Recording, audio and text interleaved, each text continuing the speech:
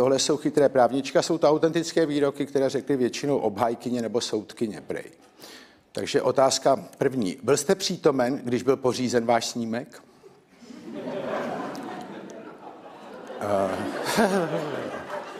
Byl jste to... Byl jste to vy nebo váš mladší bratr, kdo byl zabit ve válce? Jak daleko od sebe byla vozidla v okamžiku nárazu?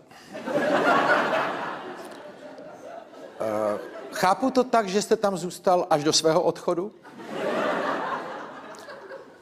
Otázka. Takže datum početí vašeho dítěte bylo 5. srpna? Odpověď ano. A co jste v tu dobu dělala? Otázka. Takže ona měla 3 děti? Odpověď ano. Kolik mezi nimi bylo chlapců? Odpověď žádný. Otázka. Byla mezi nimi nějaká děvčata?